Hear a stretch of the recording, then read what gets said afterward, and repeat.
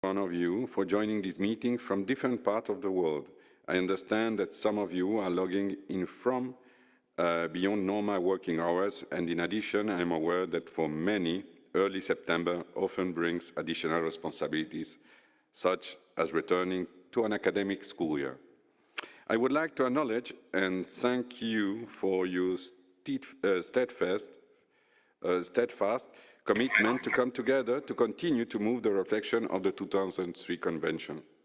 I would also like to extend once more my thanks to the government of Japan for financially supporting the reflection process and allowing this open-ended intergovernmental working group to be convened and continued. After thoughtful deliberation, your meeting in July brought into question specific processes and highlighted several areas of the nomination process and its follow-up that require further review and consideration.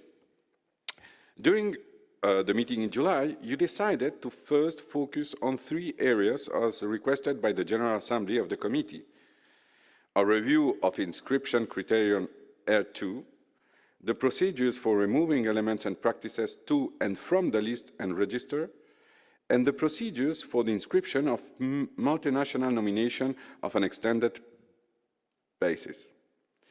These discussions were underpinned by the outcomes of an online expert survey and the recommendation of a dedicated Category 4 meeting. Naturally, as part of this reflection, longer-term consideration also arose, some of which will require further reflection in the future, such as the consideration of a broader implementation of Article 18 of the Convention concerning the sharing of good safeguarding practices. I'm happy to be able to announce that Sweden has generously offered financial support for this initiative.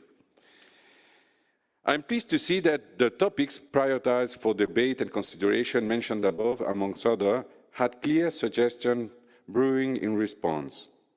While the content and the act of generating ideas is very important, when reflecting on how to improve the listing mechanism, I invite you to take a pragmatic stance and consider at the same time the budgetary implication of each recommendation that you are putting forward. It is critical that you align any decision to reform or improve the implementation of the Convention with appropriate decisions relating to its financial and human capacities. It is not only a question of what additional resources are needed, but also where these come from. Would we need to discontinue other activities to liberate resources? If so, which activities are we ready to discontinue? It is my hope that over the next 2 days, the recommendations, including those taken in Part 1, are matured and finalized in preparation for the 16th session of the Intergovernmental Committee in December. I hope that in spacing this meeting in 2 parts, we have been able to work more productively. Most importantly, I hope that the discussion and decisions that take place today and tomorrow continue to focus our effort to place the living heritage of communities at the center of this reflection. The promotion of safeguarding a sustainable future for communities and their practices remain the main objective of this Convention. I once again urge each state to be as concrete as possible during the discussion and to propose solutions and approaches that will move this reflection process forward. Thank you again for your participation, and we really look forward to the results of your deliberation and wish you a fruitful discussion. Thank you so much. Thank you very much, Mr. ADG. Now, I would like to ask the Secretary of the Convention, Mr. Curtis, to provide some practical information. Mr. Curtis, you have the floor. Thank you, Mr. Chairperson, and allow me also to welcome you and all participants back to this second part of the meeting of the Open-Ended Intergovernmental Working Group. Just some housekeeping before starting the session. I'd like to inform you that the working languages of this Open-Ended Intergovernmental Working Group continues to be those of the committee, namely English and French, and that simultaneous interpretation is provided in these languages. As you will see, the working documents for part 2 of the meeting have been put online in English and French on the dedicated page of the convention for the global reflection, which you can see on your screen. Some of the documents were made available only recently, and if I may, the Secretariat worked to respond to the requests of the part 1 of the meeting, but there were some complex issues in the reflection, and it was necessary to take some time to sort out the details. So I thank you all, and I thank participants for their understanding and patience on this matter. For the technical setup of this meeting, I would like to refer you to the general information document that was made available on the webpage. And this, as our ADG said, is an online meeting that is operated through the Zoom platform. And therefore, in order to take the floor, you need to connect to the session using an active meeting link. As indicated in the invitation letter, the maximum number of online active participants who may take the floor is 500. Given that there are 180 states parties to the convention, each state party may receive 2 active connections to this meeting. The ICH NGOs Forum's representative, as well as the Category 2 centers in the field of intangible cultural heritage, have also received active connections. Additional connections may be provided upon request and depending upon availability. If you do require an active connection, please make sure that you are first registered through our online registration form on the website of the convention, and please send us a request by using the email address indicated on the screens, ichmeetings@unesco.org. The debates of the meeting are being transmitted by webcast through the webpage of the convention in their original language, as well as in their interpretation into English or French. The recordings made during part 1 of the meetings has also been made available on the dedicated webpage, together with all the summary records. The recordings of the discussions and the summary records during the part 2 will then, in the same manner, be made public through the webpage of the convention as soon as they become available, and well in time for the 16th session of the committee. In order to request the floor, please press the raise hand button, which will display a blue hand beside the participant's name. This button can be found at the bottom of the list of participants. The Secretariat will be using the chat function to communicate general technical information. The participants are kindly requested to refrain from using it during the sessions, except when you wish to signal a point of order. In this case, the participant should raise their hand to indicate they wish to speak and type point of order in the chat box. The working group will be adopting a set of recommendations building on those already adopted during part 1.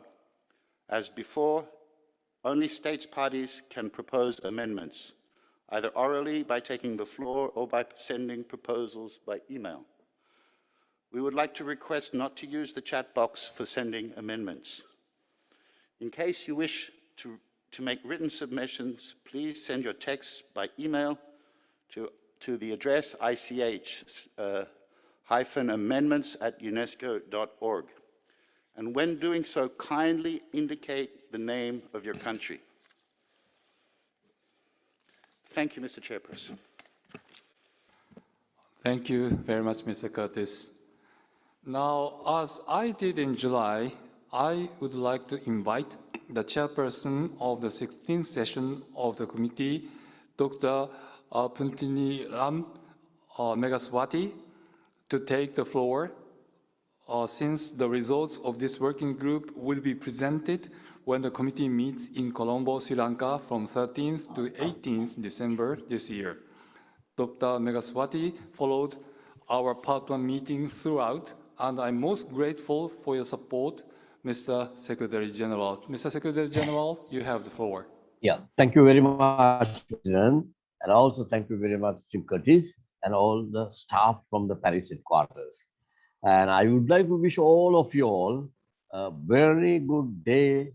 And also, it is my great pleasure to welcome all of you all at this Part 2 meeting of the Open-Ended Intergovernmental Working Group within the framework of global reflection on the listing mechanisms of the 2003 ICH Convention. I would like to start by extending a warm thank you to everyone for connecting from different parts of the world as we come together to continue to move the 2003 convention forward during this challenging time.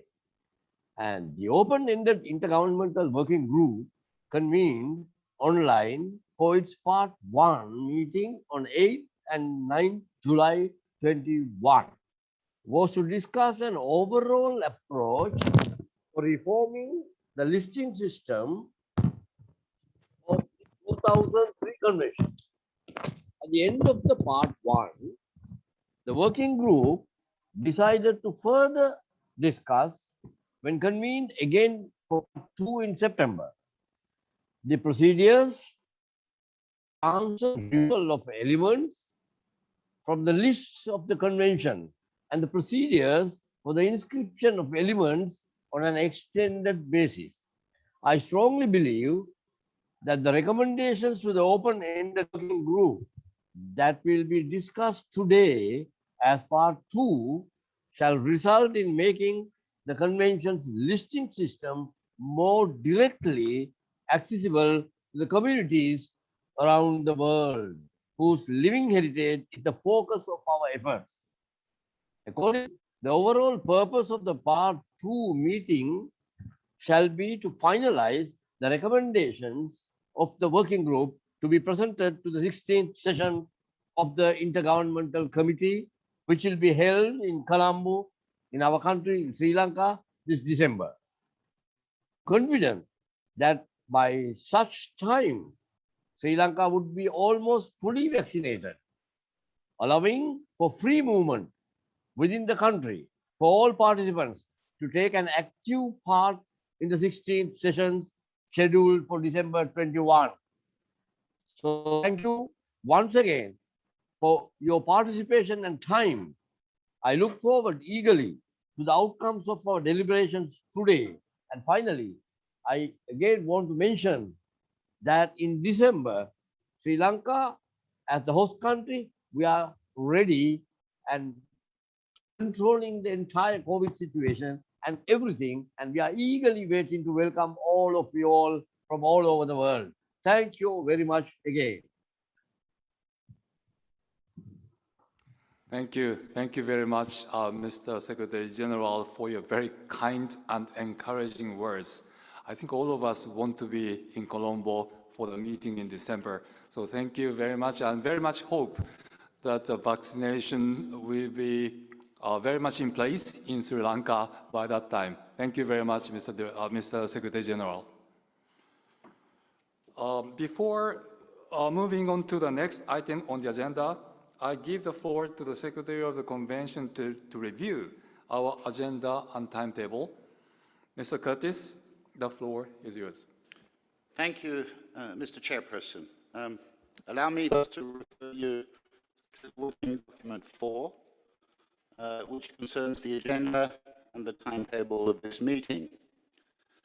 First of all, much of the logistical organization for the next 2 days mirrors how part 1 of the meeting was held. There will be 4 sessions of 90 minutes each day, with a break in between the sessions. However, the time slots are slightly different in the afternoons for today and tomorrow, and in that matter, please refer to the agenda and timetable document 4.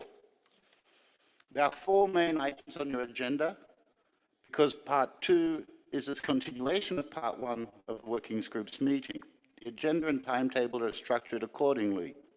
In other words, part 1 had agenda items 1 to 3, and therefore part 2 continues the numbering and starts with agenda item 4. Item 5 is then about taking stock of the results of part 1 of the meeting, which discussed an overall approach for reforming the listing system, as well as some of the main issues concerning 4 reflection themes.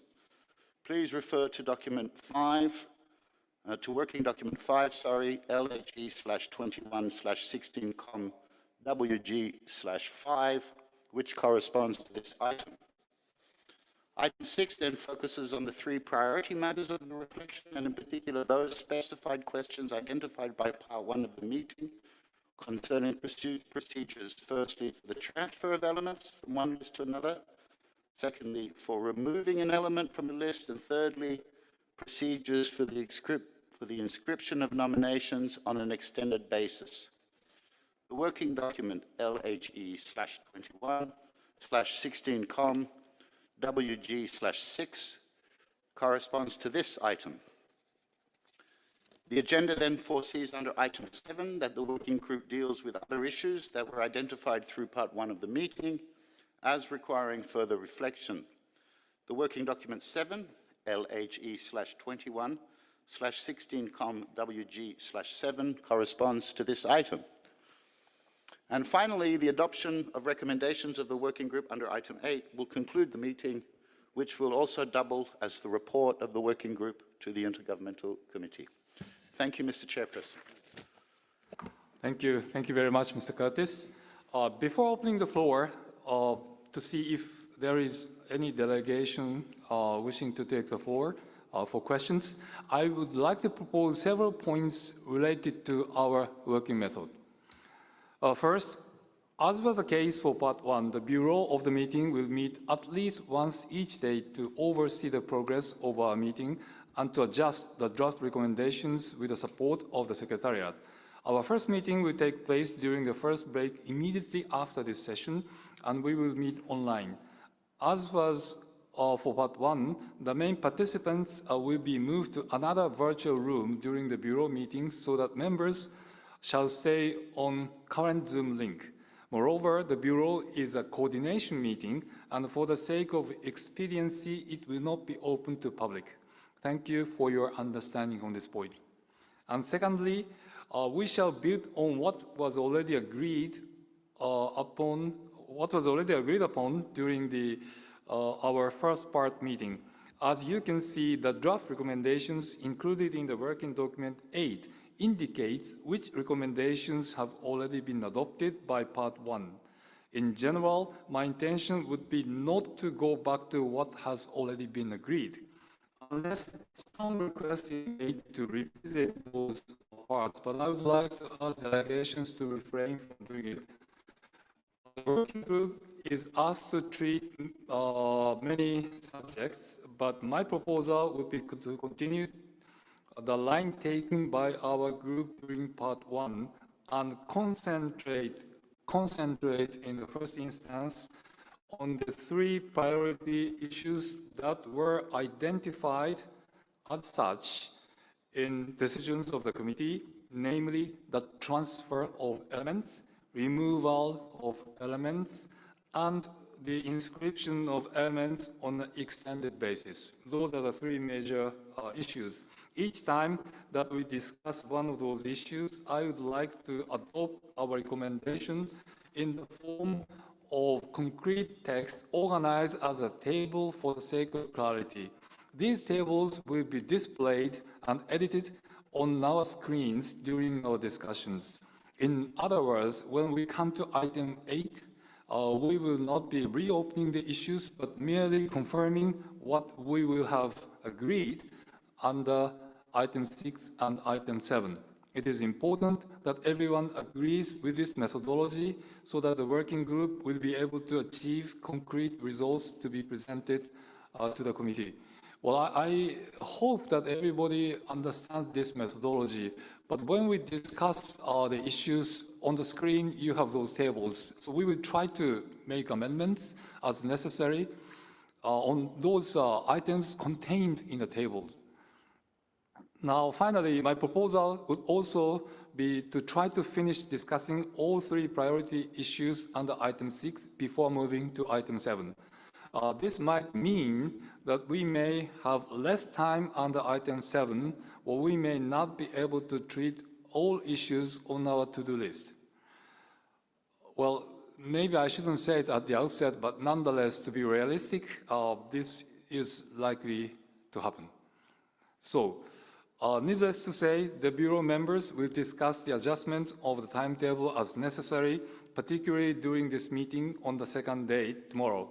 We shall also discuss ways forward towards the end of our meeting, including the possibility of meeting again based on the suggestions made in Working Document 8, Paragraph 7. We should also need to discuss the way forward towards the end. Those are what I wanted to say at the outset.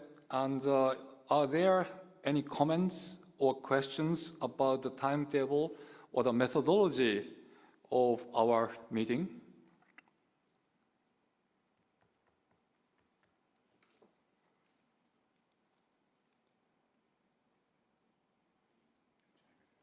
Okay, China, you have the floor. China, please.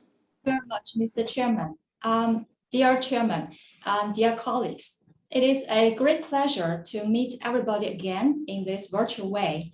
We would like to express our gratitude to the government of Japan for its generous contribution to support the reflection process. And we acknowledge your intelligence and diligence, Mr. Chairman, in leading us exploring the possible ways and methods along the process of global reflection on the listing mechanism. Our thanks also goes to the Secretariat, led by Mr. Curtis, for its great efforts to make all the preparations for the reflection.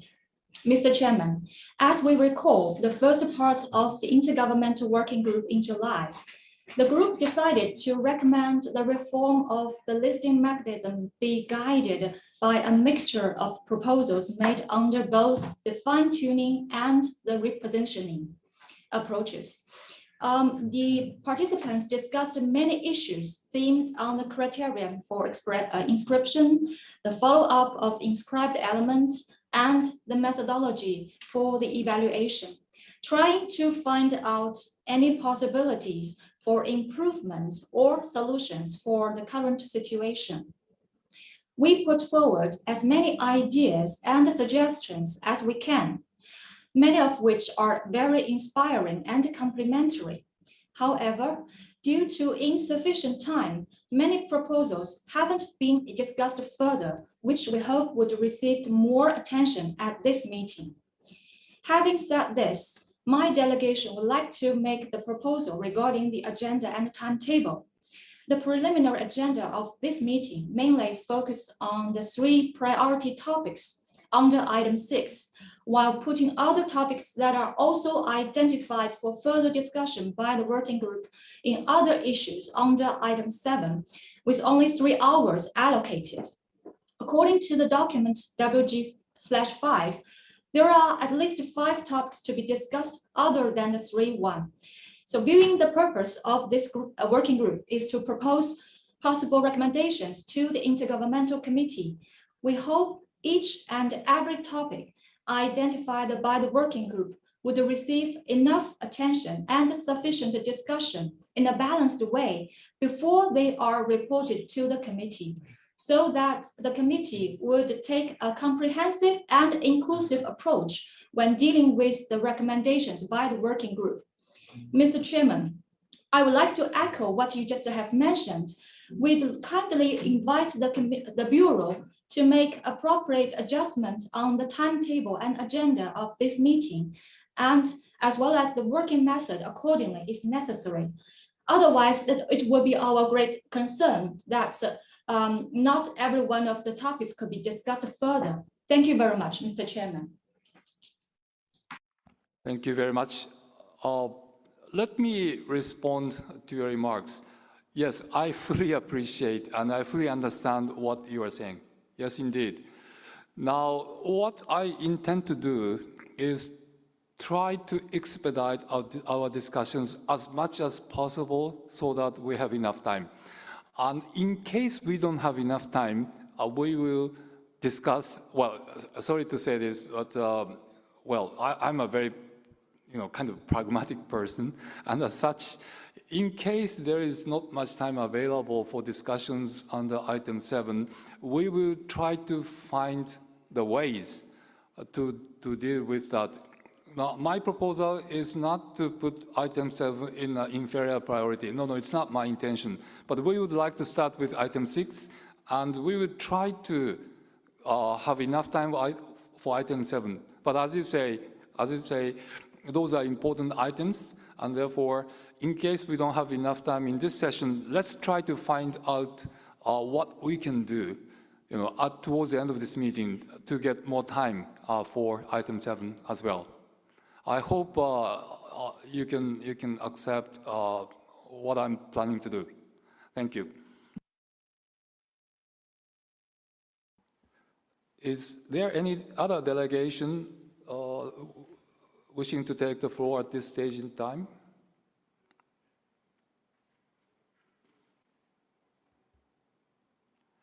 Okay, thank you very much. So now I would like to proceed to next discussions. Well, it's obvious that we don't have enough time, and therefore, and also we have many complex issues to deal with. So I will depend upon your cooperation in keeping your remarks concise and pertinent. And may I suggest 2 minutes maximum as a speaking time for each intervention, as was the case before. I am told that a timer is available, so I will not hesitate to use it if necessary. Well, I don't really like doing that, but nonetheless, if the interventions are too lengthy, I may have to come in. It seems that everything is clear, and we are ready to move to our business. So I would like to give again the floor to Mr. Curtis so that he can give us a summary of part 1 of the meeting, as well as meeting objectives for part 2 of our meeting. Mr. Curtis, please. Thank you, Mr. Chairperson. And really, understanding the presses of time, I'm really going to go very quickly through this because you have the document which summarizes the meeting. So as you are, and indeed as the Honourable Delegate from China has just said, the first meeting discussed 4 main themes, and with that 4 main approaches. The 4 main themes were the overall approach, issues related to inscription criteria, issues related to the follow-up of inscribed elements, and methodology for the evaluation of the nominations. There were also 4 overall approaches ranging from what we called maximum inclusivity to stricter control, and in between with fine-tuning and repositioning. And the recommendation was to do a combination of repositioning and fine-tuning.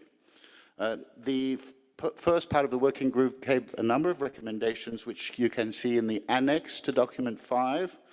And some of these are ready to go straight to the committee, and they are indicated in the annex, and others still need to be dealt with on some of the issues identified. Some of them related to the transfer of those under item 6, and others are under item 7. Mr. Chairperson, I don't wish to take up much time, so if that's okay, I will make it a very brief and simple presentation. The document is there. Thank you, Mr. Chairperson. Okay, thank you very much, and thank you for your cooperation in trying to save time. And as a result of that, we are very much ahead of time.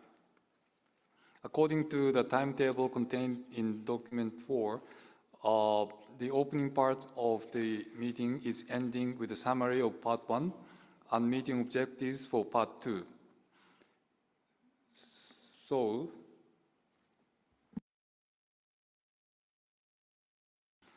okay, so I would like to give the floor to Mr. Curtis again to explain the meeting objectives for part 2, today. Thank you.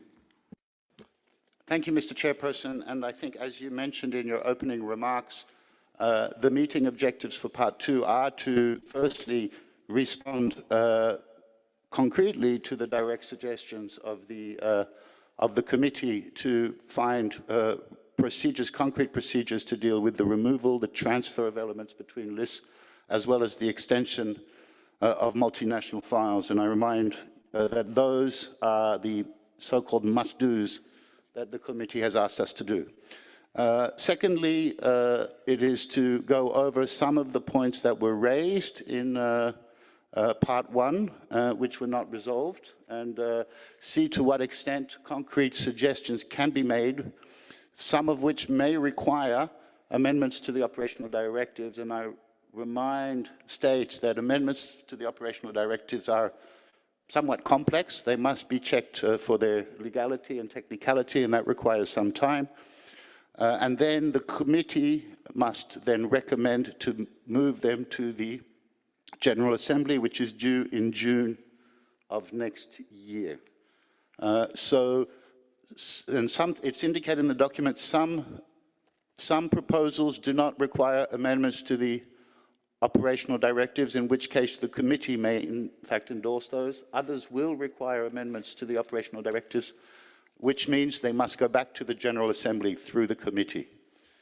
So the meeting, and again, I think as was said, Honourable Chairperson, by yourself in your opening remarks, item 6 corresponds to those so-called must-dos for which we must present to the committee at its next session. Thank you, Mr. Chairperson. You want to remove?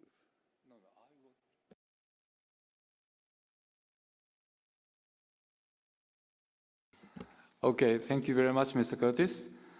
Now, in order to save time, this is a little bit different from the document that you have in front of you, but this represents our effort to save time. And therefore, if nobody objects, I would like to move to item 6 immediately without waiting for the break. So we have about 15 minutes before the break, so let me start our discussions on item 6. So the document concerned is document number 6, and as you can see, you have tables there. Can I ask the Secretariat to come up with the tables on item 6?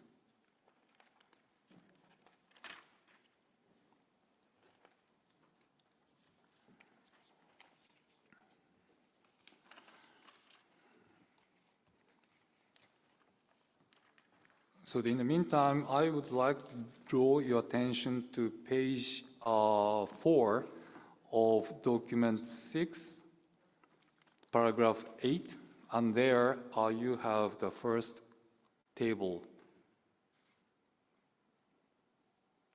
Yes, that is right, yes. So this is a concrete proposal for the transfers from one list to another. This is the proposed procedures for transfers between the urgent safeguarding list and the representative list, well, in both ways. And as you can see, there are different treatments contained in those two different transfers, but I hope that you have had some time to look at what is contained there in the table.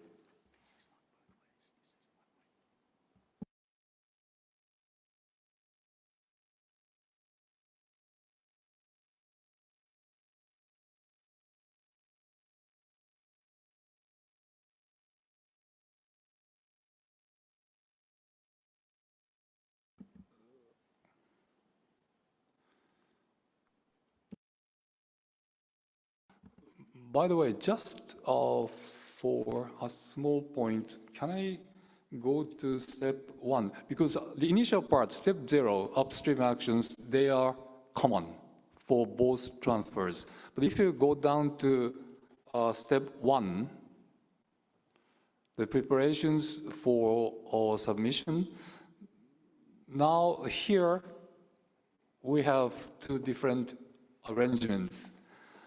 Because the arrangement, there's one arrangement for the transfer from urgent safeguarding list to the representative list. But there's another transfer from the representative list to the urgent safeguarding list. Yes, yes. And the time period given there is different. We have 21 months for the first transfer, and we have 11 months for the second transfer, because in some cases, the safeguarding measures are urgently needed, so the decision time for this cycle is shorter than the one for the transfer from urgent safeguarding to representative. So here we have some differences in treatment. And other things, essentially the step 0, step 2, or more or less, no, there are some different treatments in step 2, yes. Okay, so I would like to start our discussions on this item If there is no objection, I can go step by step so that we can have more structured discussions. If we can go back to step 0 and then move on to step 1 and 2 at a later stage, that discussions can be more structural. But in saying so, Poland, you're asking for the floor, so please, Poland, you have the floor.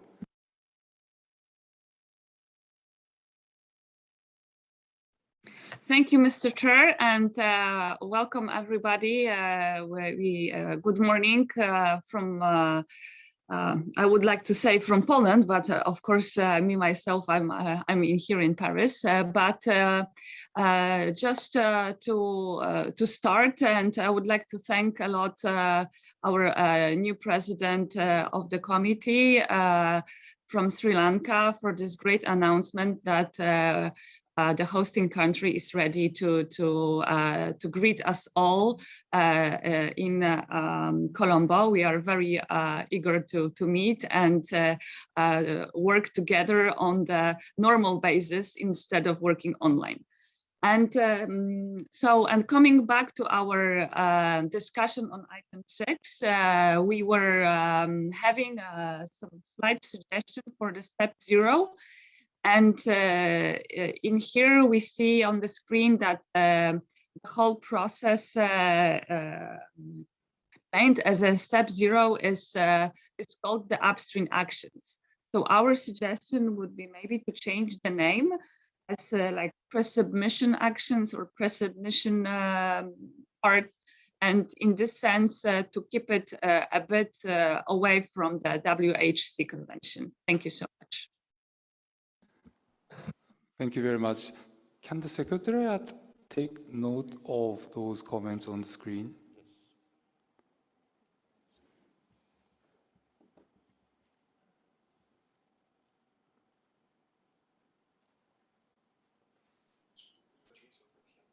Okay, thank you very much. Now, Switzerland, please. Thank you, Mr. President, and good morning to everybody from Switzerland. Peut-être avant d'entrer dans les détails des différentes étapes, nous souhaiterions faire un commentaire un peu général concernant les évaluations. Je commence par souligner que la Suisse reconnaît le travail de qualité effectué par le secrétariat pour proposer des procédures pour le transfert, le retrait, ainsi que pour l'inscription d'éléments élargis d'éléments. Nous saluons l'effort de formuler des processus aussi simples et légers que possible et pouvons exprimer un accord général aux orientations présentées pour les différents cas de figure. Toutefois, dans un souci d'efficacité et de mise en œuvre facile, nous tenons à relever l'importance de baser ces procédures sur des instances existantes, telles que l'organe d'évaluation ou le bureau. D'une part, il nous semble que ces procédures ne peuvent pas dépendre de la création de potentielles nouvelles structures de suivi dont nous débattrons plus tard, seulement au point 7. Et d'autre part, il nous apparaît nécessaire de privilégier les avis des experts quant au transfert et retrait, en particulier l'expertise de l'organe d'évaluation.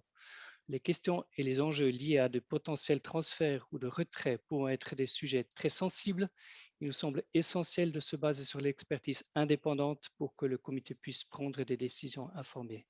Merci beaucoup. Yes, thank you very much. We will have those discussions as we go on. Yes, yes, indeed. Now, Kuwait, please. Thank you, Mr. Chair, and good morning, everyone. Mr. Chair, I just wanted to, I'll make it quick. We'd like to support Poland amendment in changing the upstream to pre-submission. Thank you, Mr. Chair.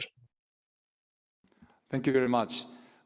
And I would like to extend my thanks to both to Poland and Kuwait for being in the Bureau.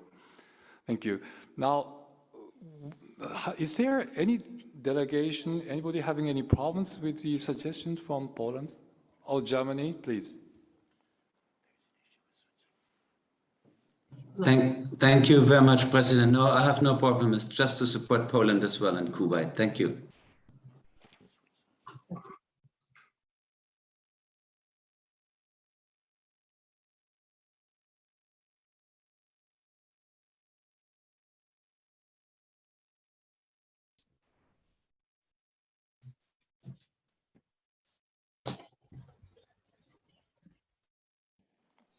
Okay, well, thank you very much. Thank you very much, Ambassador of Germany, for your participation in this meeting and also for your participation in the Bureau.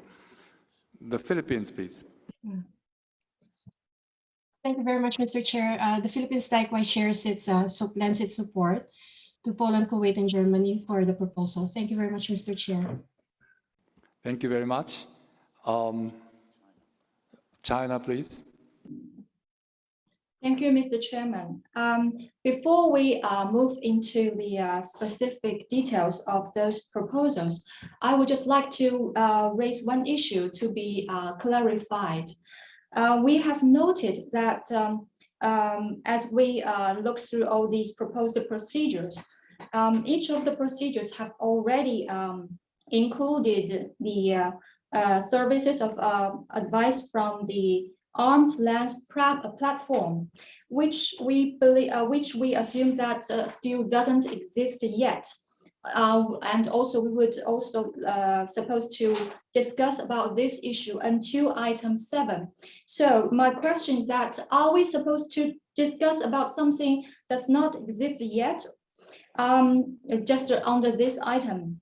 So this is my question, and I would like it to be clarified before we discuss the details of each of the procedures.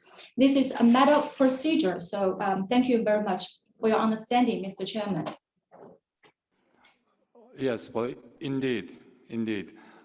Okay, perhaps for the time being, because we are going to have some discussions about those things at a later stage, can we just bracket everything in the first item, starting from if to the end mechanism? We will discuss this further at a later stage. So my suggestion would be to have the title, pre-submission actions, optional, and then only one item, the communities may submit letters, that paragraph. So for the time being, can we have any views on those two elements there? Austria, please.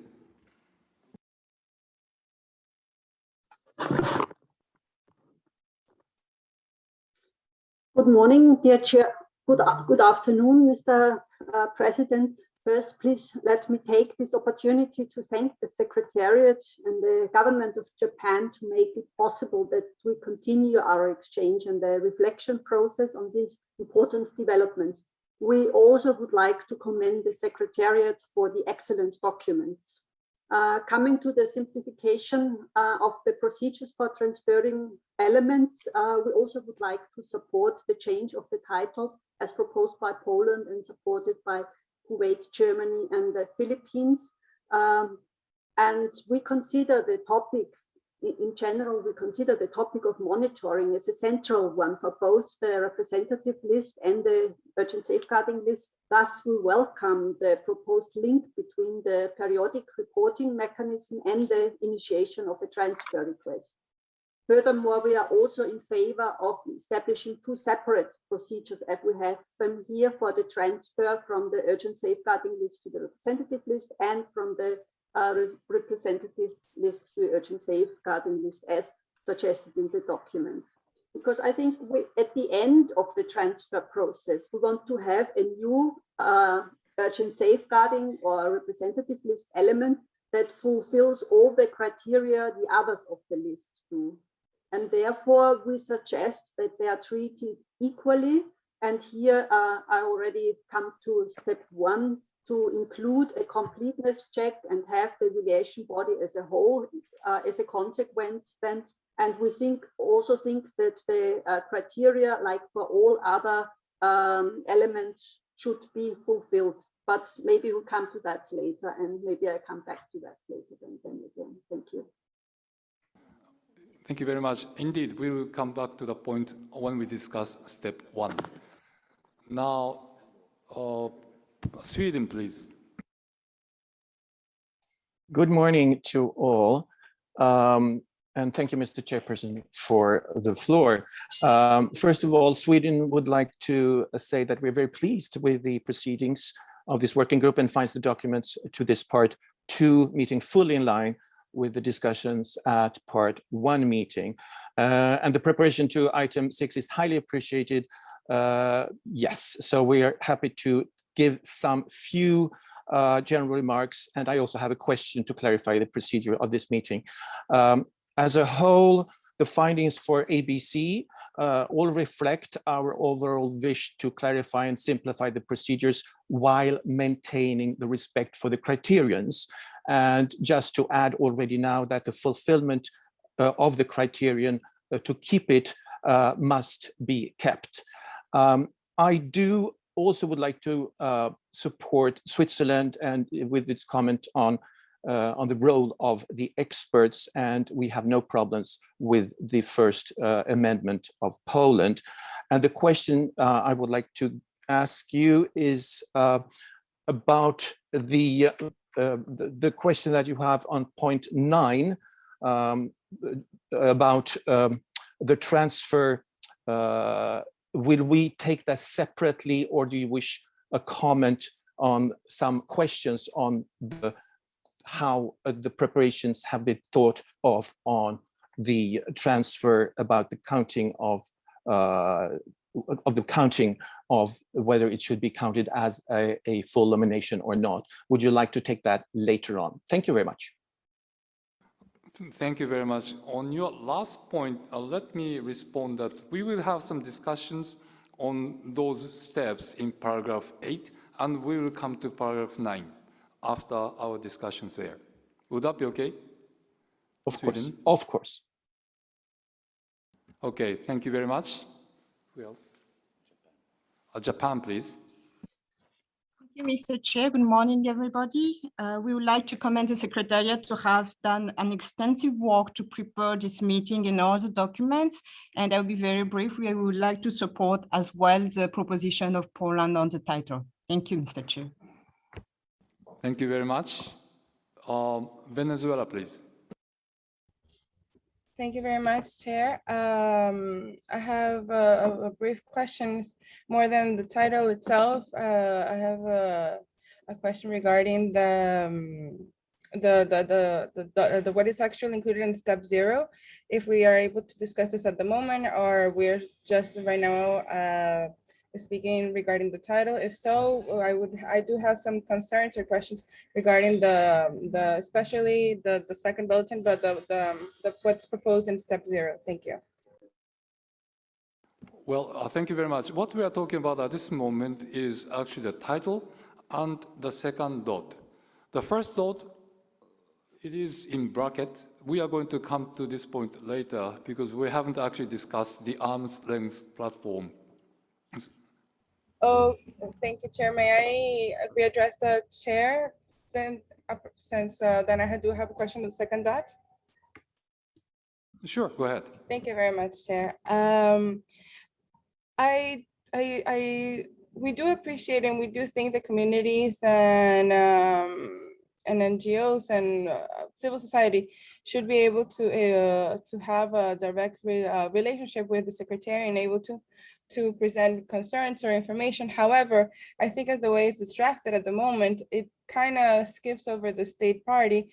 And coming from a small country, I guess, and how it's proposed, it's established that the communities are able to submit their letters, their materials to Secretariat, and then the Secretary requests the state party for information, etc. For us, I do not know how others operate, but every work, every register, every process is carefully planned years in advance. And at this moment, I think that's how it's proposed. It's kind of it would submit as a state party as I think as they're not being able, they're not doing the efforts to protect a celebration as its register. And I think this could, how it's proposed, it could actually even be easily be manipulated to become political. So I think there should be some kind of safeguard that these steps are taken or that are created do not allow for politicization of the convention. Thank you very much. Well, thank you very much. Now, can I just say one thing? If you look at step 1 for a moment, can I go down to step 1? The first item there said the process is initiated by the state party or state parties. So the proposal to transfer an element from one list to another will be initiated by the state party. But in the real life, the Secretariat is getting a lot of letters and something, communications from those communities and people, that's why we have step 0. But as the 0 indicates, this is before the formal process. And it also says the step 0 is optional. And therefore, I understand your concerns, but nonetheless, I think those concerns are well taken care of by that formulation. Would that be okay to Venezuela? Thank you, Chair. Thank you for addressing these concerns. Although I understand that there's a step 1, I think the step 0, again, if it's established like that, it's not really a step 0 per se. It's just another option, an alternative step 1 in certain sense. And I do think that it should include perhaps then a way of solving the concerns is including another bulletin in which kind of facilitates again the communication between the concerned communities or NGO, etc., with the state party, but before before the Secretary transfers such expression to the committee. I think this would allow to then work in alliance between the affected communities and the state party and avoid a situation of politicization. Thank you. Well, thank you very much. That's an important point. So perhaps, Mr. Curtis, you can give some clarifications. Thank you, Mr. Chairperson. And indeed, just as the Chairperson said, we do often receive letters, and we already have a mechanism for sharing letters when they are received through a decision, and many of you, which was a mechanism to express, to share the letters when we receive them, so that but at the moment the mechanism is only during the actual nomination, the examination of the file. Perhaps this language may relay some fears if we were, and this is just a proposal to underscore what we are talking about, rather than say communities may submit, if we said, if community submits letters or audiovisuals to express their wish to transfer an element, the Secretariat will transmit such expressions to the state party concerned and inform the committee accordingly, rather than report to. I think then we are in the spirit of how we do it with the decision, what we call the decision 7Com15, which is the decision on how to treat correspondence when received by a third party concerning the nomination of a file. So if I put that, I wonder if that would help us clarify what we are actually talking about. If it was read, if communities submit letters or audiovisual materials to express their wish to transfer an element from one, the Secretariat will transmit such expressions to the state party concerned and inform the committee accordingly. Can we please show it on the screen? So delete may, the second point. Put if before communities. And then instead of and report to and inform, we keep, as was mentioned earlier, the directly or via the different institutions, we keep them in brackets. Inform and delete to. Thank you, Mr. Chairperson. I think there's a bit more needed for that. So if, and then after the other, instead of period should be comma, and the capital T should be small t.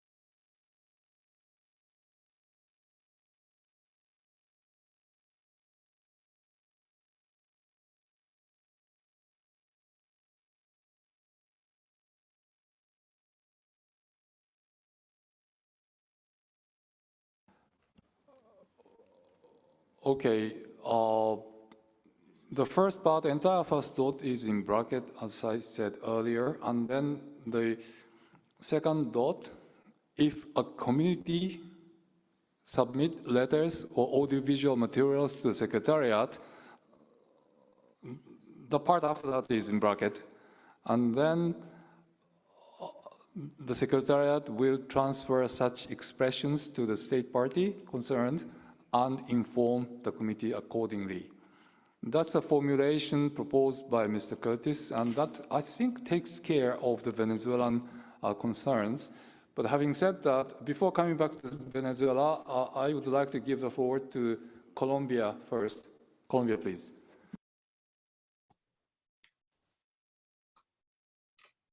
Thank you very much, Mr. Chair, and good morning to everyone. And I join all the thank yous and all the congratulations before me for the sake of time. So we actually had the same concern as Venezuela, or quite similar, but we are totally in line with Mr. Curtis in the new formulation of the language, because it really changes the sense and the intention of the second dot. So Colombia can agree to that. And also, of course, to support the Poland amendment, which I think we all support of pre-submission. So that would be it. But also regarding these new ideas about this step 0, we will have also to revise then the costs and the resources from the Secretariat, etc., that are following these propositions. So maybe after, when everybody has said it, we can revise how this will apply then to this new option. Thank you very much, Mr. Chair. Thank you very much. Just to clarify, yes, the document does contain reference to the cost implications, but this part will not appear in the final recommendations. Yes. For your reference. Yes, Mr. Chair. Yes, no, we know, but still, I think for our reference also, it won't be just like that. So just to know. Is it clear? Because this is, I think, in part 1 and also in this part, it was a very important thing to know how this would actually charge the Secretariat, or even the resources subject. So that's why I think we have to have the old picture, even though these options will be, as you said, everything that's in the text. Is it clear? It is clear. Let me talk to Mr. Curtis. Thank you. If I understand, you are talking about the request for expert advice could also be made in the context of the periodic reporting mechanism. That's where there's some costs. The letters is always staff time costs. Treatment of letters, we do that, and obviously if there's more, then there's more staff time cost. Under the first point, which is the bracket, the idea is to use the funding source in the ICH fund for preparatory assistance. So just as states may require at the moment preparatory assistance for the urgent safeguarding list through expert advice, or when submitting international assistance requests, we find an expert. That is part of the work of the international assistance request. That budget line, which was within the fund, could be used to give some advice to states who wish to transfer. But this is only as it's been called, pre-submission actions, which indeed would have some consequence on the ICH fund. Thank you, if I understand. Okay, thank you very much. Now I'd like to give the floor to, okay, Jamaica to be followed by Poland. Jamaica, please.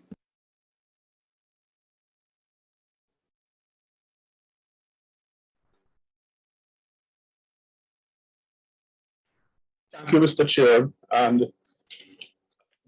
I won't be long. I share the concerns expressed both by Venezuela and Colombia, and I do appreciate the response of the Secretariat to this.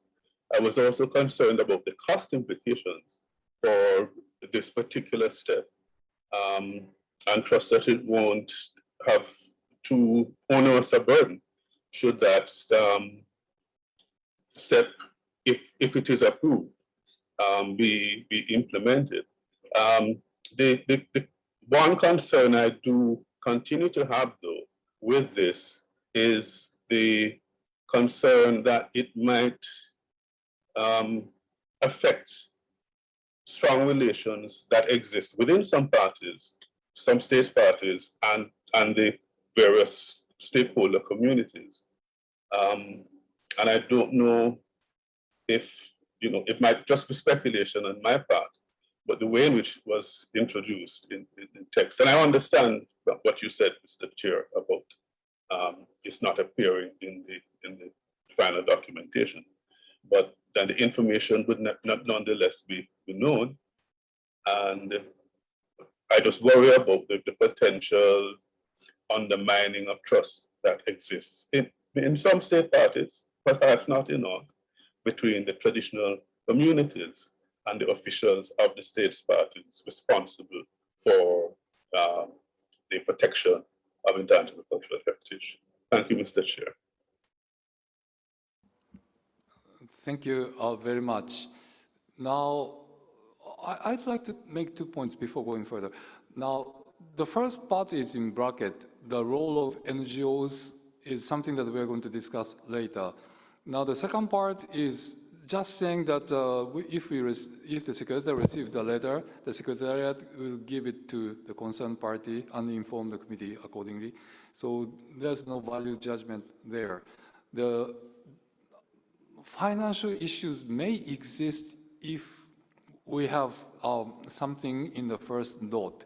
So I would like to suggest that those things can be discussed at a later stage. I'm not delaying the process, but we do need to have extensive discussions on the role of the NGOs at a later stage.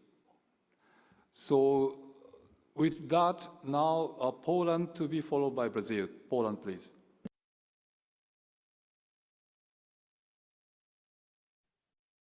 Thank you, Mr. Chair. I would like to take the floor on the later stage because I raised my hand when we actually moved to the step 1. So in this sense, not to make it any longer, I would like to give the floor to the others. Thank you. Thank you very much. Now Brazil to be followed by Portugal. Brazil, please. Thank you, Mr. Chair. Since that's the first time I take the floor, good morning, everybody, to the colleagues and to you also. Mr. Chair, I'll be very brief. It's just to say that we share the concern expressed by Venezuela and Colombia and welcome the suggestion made by Mr. Curtis. We cannot lose sight that the whole role of communities is very important in our convention. In order not to take the floor again, I know that we have short time. I would like to make a small suggestion regarding step 1, since you have also gone to that step before. I would allow myself to make the suggestion, which is also related to the subject that we are discussing. It is regarding if we could see quickly the first sentence of step 1, if the Secretariat could put it on the screen. The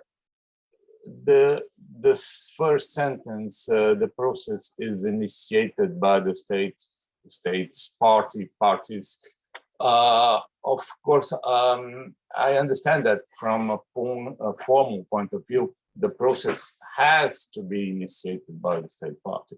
But in order to stress also this role of the communities, I thought that maybe we could add something like with the consent of the communities, in order to focus also on this important role of the communities. This is just a suggestion for us to discuss regarding step 1. Thank you, Mr. Chair.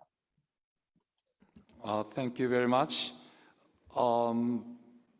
If I'm not mistaken, this is probably the point that Poland wanted to mention, if I'm not mistaken. So yes, we will have discussions on this point. Yes, indeed, this is a related issue, but we will come to that at a later stage. Okay, now Portugal to be followed by Belgium. Portugal, please. Thank you, Mr. Chair. Good morning, all. Just a quick 2 comments on step 0. On the second bullet point, we also appreciate and thank the clarifications and suggestions made by Mr. Curtis. We agree with the suggestion. We do believe it is as it appears on the stage now. It is quite clear. On the first bullet, and without questioning your decision, Mr. Chair, to have it under brackets, I would like to request some information, some clarifications from the Secretariat, from Mr. Curtis. That is just to understand a little bit better what this could be. So my question would be, what are the expert advice that is already nowadays provided by the evaluation body, the Secretariat, or any other instance currently in the framework of the Convention? And secondly, if there is already any role performed the NGO forum on this, on expert advice in a larger sense. Thank you very much. Okay, on that point, Mr. Curtis, please. Thank you, Mr. Chairperson. Indeed, we already have what we call technical assistance requests and a technical assistance mechanism, which may be applied and is usually applied. The most common use of it is for the preparation of international assistance requests, particularly those under 100,000 who go through the Bureau. You will know now that those that go straight to the Bureau come to the Secretariat, and the Secretariat may deem that some help with preparing the request would benefit the proposal and make it easier for the Bureau to approve. And in those cases, there is a provision under the fund of the Convention where we may provide suggestions, some funding for some consulting, what we call technical assistance, which usually happens online, sometimes with a mission. As you will know, within the capacity building unit of the Living Heritage entity, and for our capacitating, we have this network of facilitators from all regions of the world. And these are the experts we use for all of our capacity building activities. They are trained in the Convention and then continue to work when we have capacity building. So mainly when we have technical assistance, we give a choice of available facilitators, and the funding for their work is provided through the ICH fund. This option, according to previous committee decisions, but I don't have in my head which ones, is also available at the moment for states wishing to submit an element to the urgent safeguarding list. And this was a decision made in previous years to try to encourage the submission of files to the urgent safeguarding list. In reality, that is very rarely used. So we are thinking of the proposal here is to extend this option when a state which in its periodic report indicates that it may wish to request a transfer, that it has an option to also request what we call technical assistance in the international assistance mechanism of the convention. I hope that's clear, Mr. Chairperson. Thank you very much. Now, can I give the floor to Belgium to be followed by Cuba? Belgium, please. Thank you very much, Mr. Chairperson. Perhaps we can solve a number of issues by reducing extra step and reducing complexity, because now the proposal is to invite state parties to invite whether they intend to submit a transfer request before the following periodic report, so in that time frame of 4 years. But why not make full use of the periodic report and say in the periodic report it is indicated if this transfer is requested, and the year after this is examined. And then there's a second chance 4 years later, because we are adding an extra step, adding complexity. And the advantage is that we can use the periodic report as input for doing the evaluation. And also this, if we would focus on the use of the periodic report to start the process, this would also solve the problem of writing letters, etc., because they are all focused on that one process of periodic reporting. And this also connects to the discussion we will have about the arm's length platform, which is now apparently conceived as a body of experts, but one of the proposals was also to use it as a matchmaking system, as a system to try and generate resources, not just cost money, but also generate money. So, but we will discuss about that later. My main proposal is let's simplify things, use the periodic report as a key element in the process, evaluate later, and then go on. And perhaps this will solve a number of problems. Thank you. Okay, well, thank you very much. On that particular point of periodic report, Mr. Curtis, any advice? No, indeed, and I thank the delegate of Belgium for raising this. You know, we did think of this and whether it should be immediate. However, the periodic report is also meant to report on the implementation of the safeguarding plan, and therefore the periodic report would also require, therefore, submitting the proposals in that sense of the new file or the new process if it's adopted later. So what we thought is that a state may have more time than just the next year and give it some time in between, but we can go either way. And there is a saving of procedure, but there's a heavier burden on the periodic reporting process. So then that's a decision for states to make. We can work with both. And we are certainly interested in minimizing procedures. No, it's coming more later. Okay, thank you very much. That's an important point, but nonetheless, you know, because this first part of this step 0 is in bracket now, I would like to have more discussions on that point in step 1. Okay, now Cuba to be followed by Okay, Cuba to be followed by Colombia, and I would like to stop discussions for a moment there. Cuba, please. Thank you, Mr. Chair, and good morning to you, all the colleagues. And I would also like to express our gratitude and appreciation to you and the Secretariat for the work and the preparation of the document of this part 2 of the meeting. Since we share the same concern expressed by Venezuela, Jamaica, Colombia, and other colleagues, Brazil, we would like to thank Mr. Curtis for their proposal. We wish we support because we think that is more in line with this spirit of step zero. This is better wording and express better the idea of this step zero. That is a possibility and avoid some kind of possible complication or misunderstanding of this process of procedure that we are trying to establish. Thank you, Mr. Chair. Thank you very much. Colombia, please. Thank you, Mr. Chair. And we wanted to support also, but then the proposal by Belgium.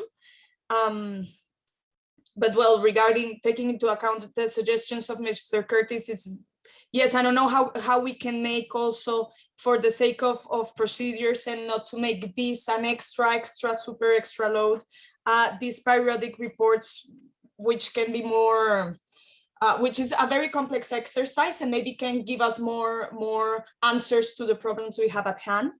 But we were wondering also if in this transferring process, and it's kind of a general question, the support, for example, for category 2 centers could be used somehow, or if also, as it said in some part further in the text, in the document 6, we can have also a more prominent role of the Bureau, maybe.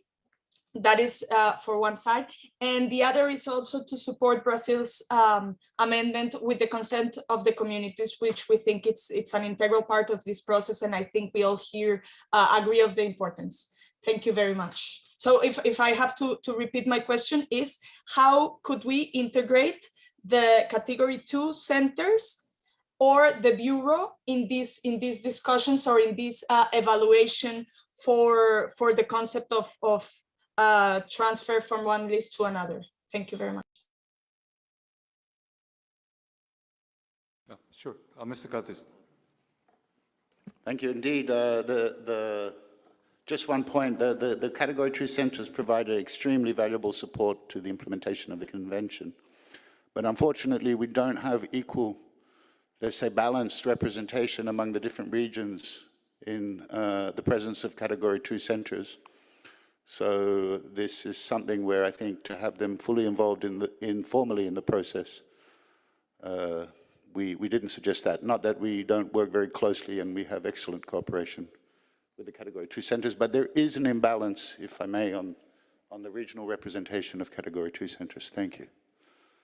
And also the role of Bureau, as we discuss further, we will encounter some suggestions. So Poland, and after Poland, I want to make a suggestion. Poland, please.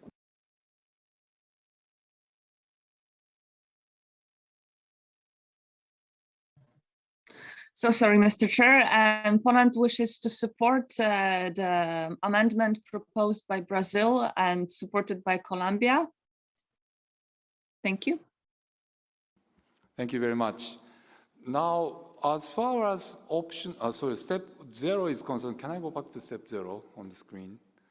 I think there was a strong support for the 2 suggestions. One is to make the title the pre-submission actions, and the other is the amendment in the second dot, as suggested by Mr. Curtis. I'm not going to read it again, but as you can see in the screen, it's in a way a very natural course of actions shown there. So could we assume that this step 0 is okay now?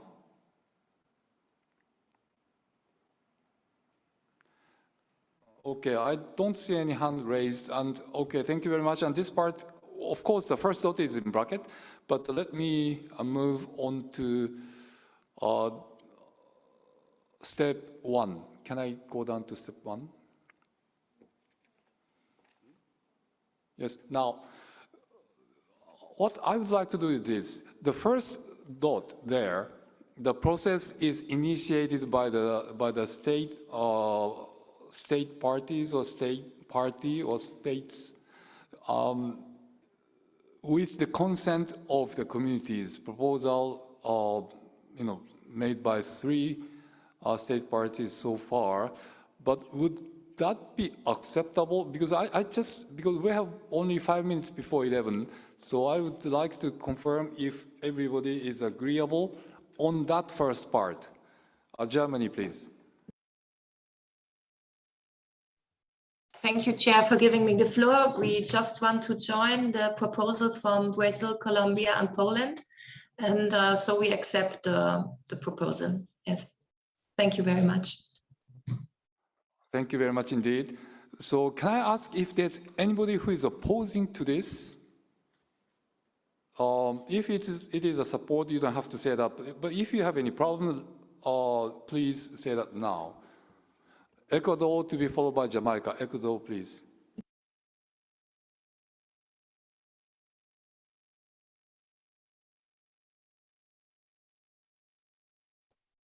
Okay, thank you, Ecuador.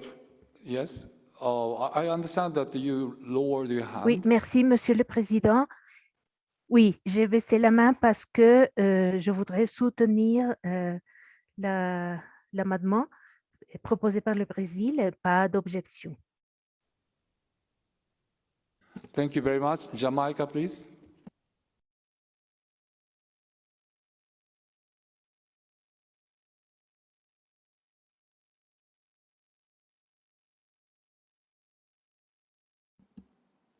Jamaica, can you hear me? Yes, thank you, Mr. Chair. I just want to remind colleagues that the support of and consent of communities is, for want of a better term, the part of the bedrock of the convention in any case. So it is both implicit and explicit in terms of making representations for inscriptions and transfers. Having said that, I am in support of the amendment suggested by Brazil, Colombia, Poland, etc. There's no harm in reiterating this for emphasis, but just to point out that this sentiment already exists within the terms of the convention. Thank you, Mr. Chair. Thank you very much. Well, if the last part of the intervention was very interesting because this spirit of the consent of the communities is already embedded in the entire convention. But at the same time, it's no harm to repeat it here. So my suggestion would be, even if it may be a little bit redundant, it may be because this sentence says the process is initiated by the state. So it would be nicer if we have this formulation with the consent of the communities. That would probably be better to re-emphasize the importance of the involvement of communities. Having said that, who else? Belgium and Portugal, and please, if there is any problem, say that now. Belgium, please.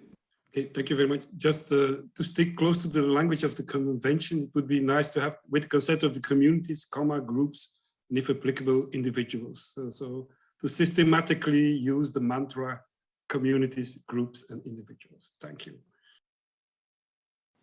Okay, thank you very much.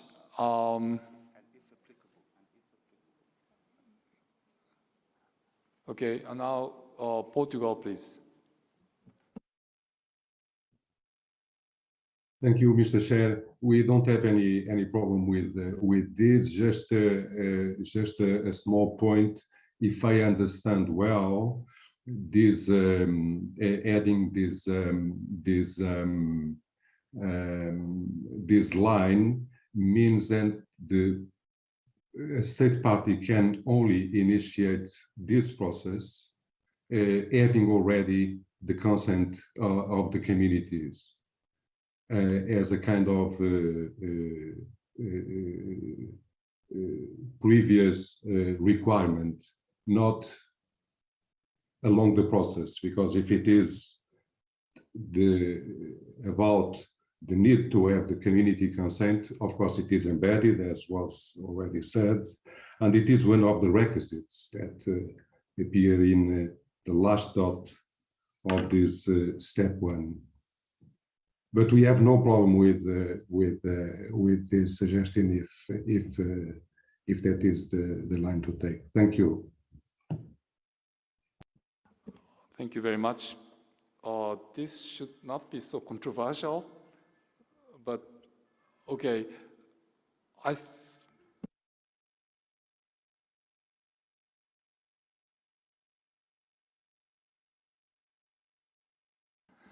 Okay, we have only 3 more minutes before the break. So on that understanding, Hungary, please.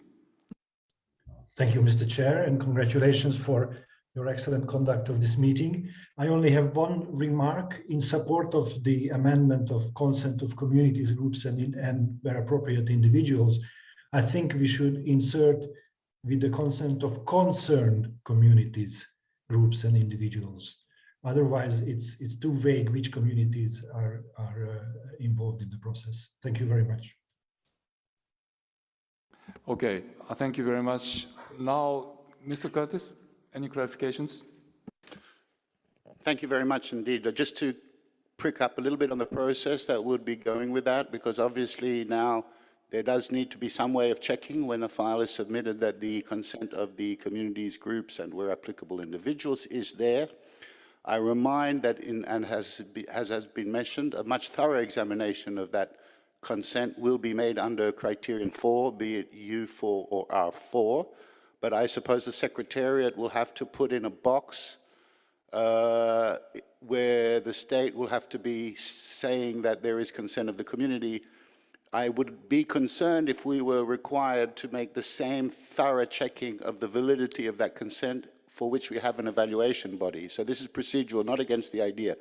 So perhaps this could be transformed where when submitting, the state says indeed that the concerned communities have their request, because in any case that will be a requirement under the R4 or U4, and merely refers to it so that we don't find ourselves having to check all of the concerns before sending it to an evaluation body whose task it is to oversee that. Thank you very much. Thank you very much.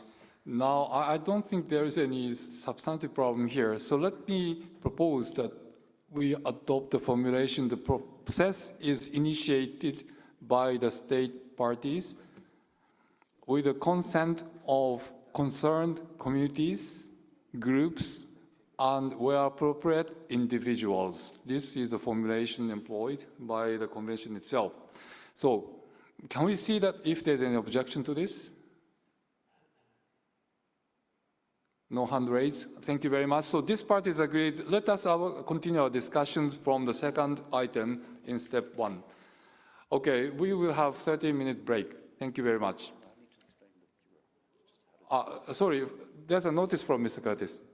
Thank you, Mr. Chairperson. Just before the break, to explain how the meeting will pause and that the members of the, and I would ask the members of the Bureau, Germany, Poland, Peru, Cote d'Ivoire, and Kuwait, to please stay connected to this meeting room during this pause. The meeting will be private, so all participants who are not members of the Bureau will be sent to a separate breakout room for 30 minutes, and you will be automatically brought back into the main room promptly at 11:30 Paris time. If you have any technical problems, please write to the Secretariat at ICHmeetings@unesco.org. And this arrangement explained concerns only this break and the other one tomorrow when the Bureau is session. For all other breaks, the participants will not be moved to another virtual room. Thank you, Mr. Chairperson. Thank you very much. Now break for 30 minutes. Thank you.